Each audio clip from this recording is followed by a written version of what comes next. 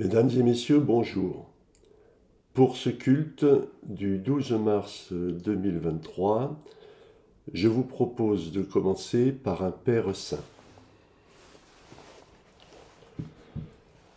Père Saint, Dieu légitime des bons esprits, qui n'a jamais trompé, ni menti, ni erré, ni hésité. Par peur à venir trouver la mort dans le monde du Dieu étranger, car nous ne sommes pas du monde et le monde n'est pas de nous, donne-nous de connaître ce que tu connais et d'aimer ce que tu aimes. Amen. Le prêche d'aujourd'hui s'intitule « Le monde, la mort, la vie et le cathare ». La philosophie n'est pas un système de raisonnement déconnecté du réel réservé à une élite autoproclamée qui finit par accoucher d'une souris. Au contraire, c'est une façon d'avancer les yeux ouverts là où beaucoup se mettent la tête dans le sable afin de répondre aux trois questions existentielles qui agitent l'humanité depuis toujours. D'où viens-je? Qui suis-je? Où vais-je finir? D'où venons-nous? En général, les hommes voient le monde comme un champ d'expérience mis à leur disposition, soit par le fruit du hasard, soit par une divinité plus ou moins bienveillante. Dès lors, l'idée de s'interroger sur sa raison d'être profonde devient caduque, et nous nous contentons d'y cheminer tant bien que mal en essayant d'oublier qu'au bout du chemin, il y a la mort. Plus la science progresse dans son savoir, plus nous comprenons que cette vision est égocentrée et, à bien des égards, fausse. Mais la plupart des religions ne sont pas dotées de la capacité d'évolution dont bénéficie la science, même si cette dernière a aussi des limites insurmontables. Les hypothèses de l'origine du monde. La vision anthropomorphique élaborée à Babylone au VIe siècle avant l'ère commune, que l'on retrouve notamment dans le travail d'Israël Finkelstein dans la Bible dévoilée, rend l'approche religieuse puérile et manipulatrice. L'idée d'un Dieu créant un univers en 6 jours sous la forme que nous lui connaissons ne résiste pas aux découvertes scientifiques qui montrent une apparition progressive où des milliards d'années ont été nécessaires, ne laissant à l'homme que le dernier million d'années pour apparaître et se développer. Mais la science est elle-même incapable de proposer une explication démontrable concernant l'origine de cet univers, issu, paraît-il, d'une masse infiniment petite et infiniment dense, qui serait toujours en expansion. Certains en viennent même à refuser d'y réfléchir, partant du principe que si le Big Bang est le début de l'univers, il ne saurait y avoir un avant Big Bang. Du coup, cette masse initiale apparue à l'origine n'aurait-elle aucune origine? Je vous passe les deux interrogations majeures concernant l'homme. Celle induite par la relation de la Genèse, premier chapitre de la Torah que nous appelons Pentateuque, qui propose d'abord une création de l'homme et de la femme ex nihilo par un Dieu parfois unique, Yahvé, parfois multiple, Elohim, souvent unitaire au sein d'un groupe multiple, Yahvé Elohim.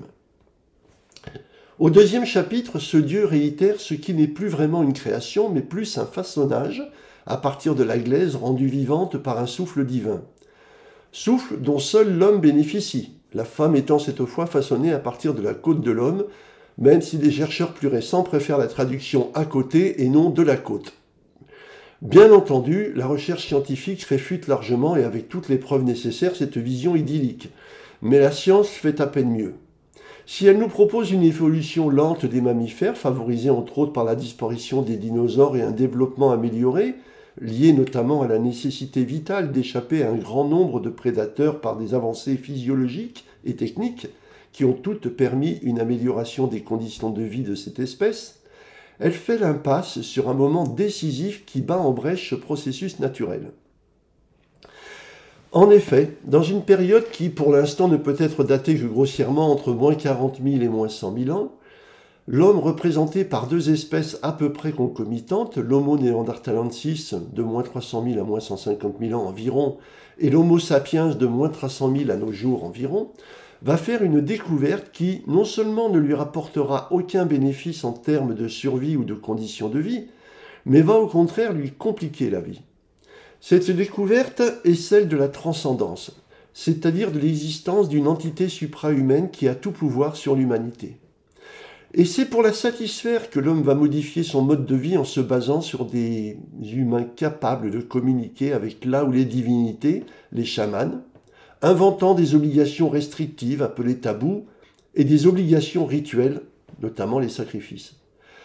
René Girard, dans son ouvrage Des choses cassées depuis la fondation du monde, a bien compris que cette modification est apparue sans doute à l'occasion du regroupement de cellules familiales nucléaires en petites communautés plus efficientes en matière de protection et de production alimentaire, et que ces tabous et rituels avaient pour objectif de limiter le risque de conflits mimétiques potentiellement destructeurs pour ces communautés.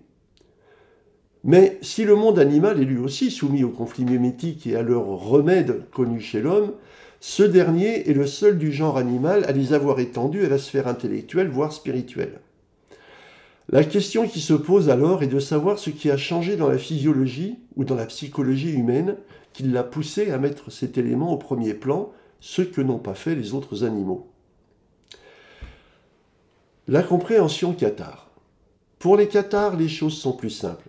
L'univers est la création du mal, principe éternel strictement contraire à Dieu et totalement dépourvu d'être, c'est-à-dire de bien absolu.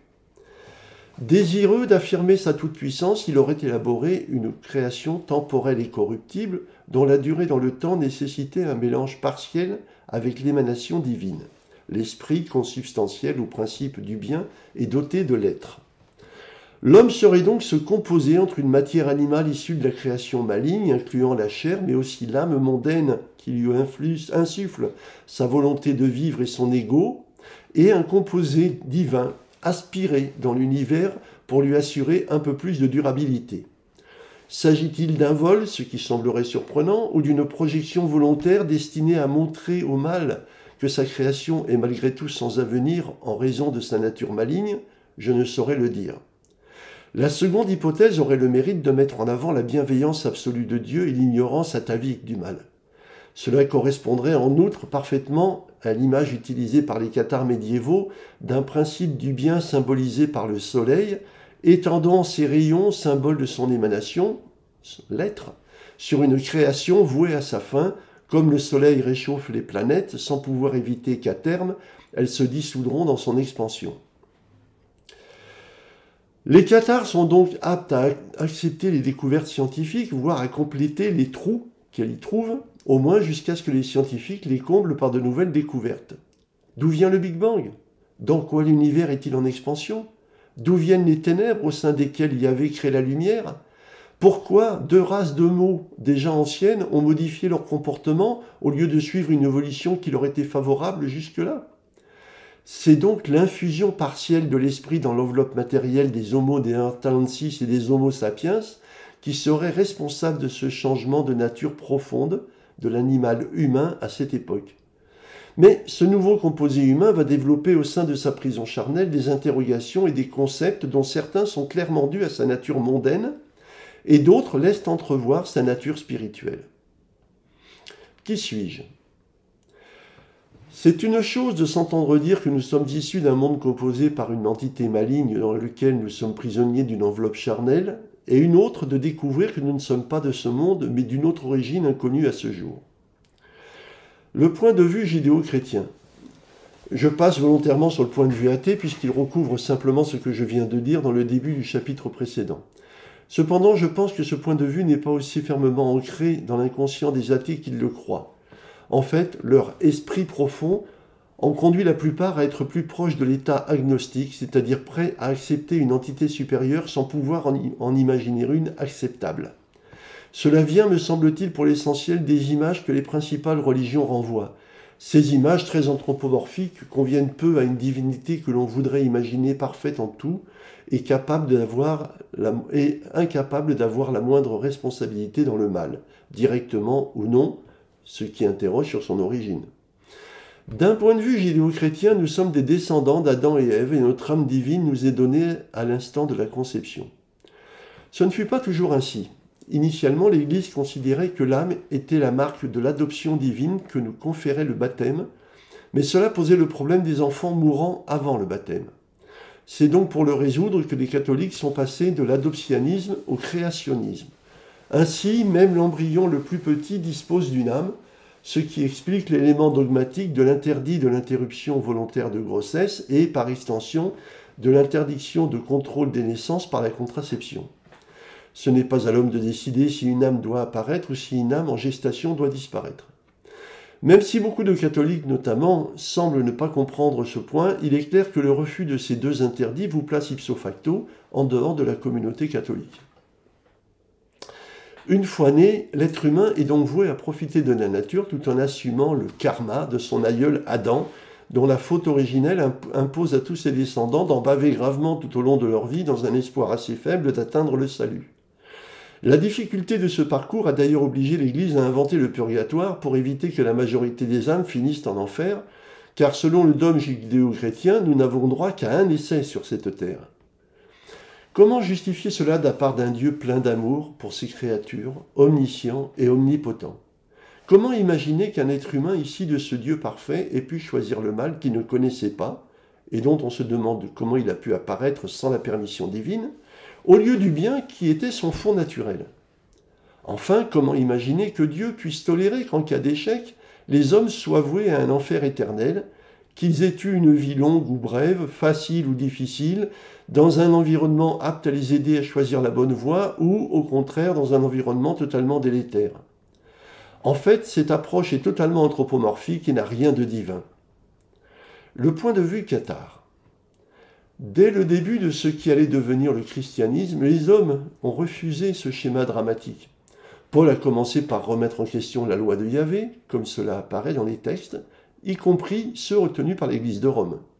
Après lui, Apollos sans doute, Ménandre, Saturnine et Marcion ont remis en cause le caractère de Dieu bon du Créateur de ce monde, le démiurge, émettant l'hypothèse que notre origine serait autre. Les cathares sont les héritiers de ceux qui refusent la vision juive du Dieu de la Torah et des textes annexes aujourd'hui réunis dans l'Ancien Testament. Ils ne s'opposent pas comme des concurrents des Juifs dans l'amour de Dieu et n'ont de ce fait aucune acrimonie ni aucune accusation à formuler à leur endroit.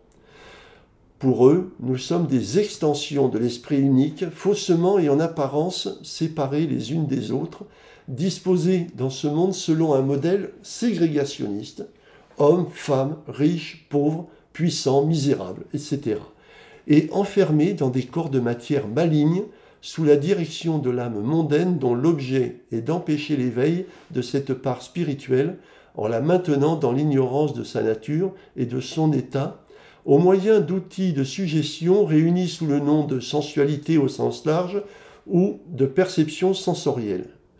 Notre part animale, guidée par cette âme mondaine, se comporte naturellement comme chez n'importe quel autre animal de cette création.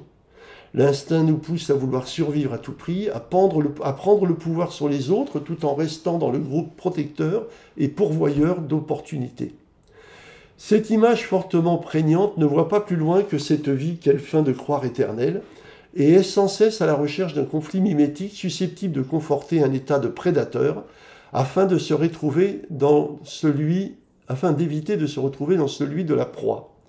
Mais le cathare, ou plutôt le découvreur du catharisme, entrevoit une autre vérité. Comme dans le film américain Le Truman Show de Peter Weir en 1998, nous sommes dans un univers fabriqué sur mesure pour nous maintenir prisonniers, tout en nous laissant croire à notre totale liberté de choix. Une version luxe du labyrinthe du rat de laboratoire. La vérité est époustouflante. Depuis notre naissance, tout est faux, et ceux qui se laissent prendre à cette illusion sont condamnés à revivre sans fin cet emprisonnement, retardant d'autant la possibilité de retourner à leur origine. Pour en sortir, il n'y a qu'un moyen, refuser la fiction, en chercher les failles, se convaincre de la manipulation et comprendre où est la réalité de notre moi profond. Alors, l'éveil viendra nous révéler la voie à suivre pour atteindre notre but. Où vais-je finir ? Là où le judéo-chrétien est plutôt pessimiste quant à sa capacité de mériter le paradis plutôt qu'à se retrouver éternellement en enfer, le cathare est franchement optimiste, même s'il a conscience que son cheminement pour s'évader de ce monde sera long et difficile. En effet, convaincu que Dieu est bon et bienveillant, même s'il réussit son passage dès la fin de cette vie, il sait cependant qu'à la fin des temps, toutes les parcelles d'esprit retourneront au Père et que ce monde, lui, retournera au néant dont il est issu. Cette différence de vue représente le point fort du catharisme sur toutes les autres religions et philosophies. En effet, Pas de crainte d'enfer ou de disparition définitive, le meilleur est à venir. Le catharisme, c'est le pari gagnant, le gros lot garanti. Si la conviction cathare devait s'avérer erronée, le croyant n'aurait rien perdu, et il subirait le sort tragique des autres hommes. Mais si elle s'avère juste, il pourra réussir son passage et retourner à l'empire divin dont il a été éloigné. Là où tout un chacun voit dans le catharisme une religion difficile et pessimiste, les cathares ne voient au contraire qu'un choix magnifique et parfaitement heureux. Le seul problème est d'acquérir en ce monde le savoir nécessaire à la compréhension de la manipulation maligne dont nous sommes les victimes. C'est ce savoir qui va profondément nous perturber, au point de provoquer l'éveil de la part spirituelle prisonnière, et une fois cet éveil acquis, il faudra simplement agir en accord avec cette nouvelle certitude. Comme c'est souvent le cas pour les projets importants de notre vie, la réussite, avec son émerveillement, nécessite des efforts et une persistance dans l'effort qui n'est difficile, voire insurmontable, qu'avant de l'avoir entamé. Pour finir, je vais dire un pater que je vous demande d'écouter sans essayer de le partager. Père Tout-Puissant, principe des esprits saints, ta volonté agit sur tout le bien. Ton Saint-Esprit nous guide comme il te plaît pour que ta grâce puisse nous être accordée. Donne-nous chaque jour la nourriture que ta parole et ton amour procurent.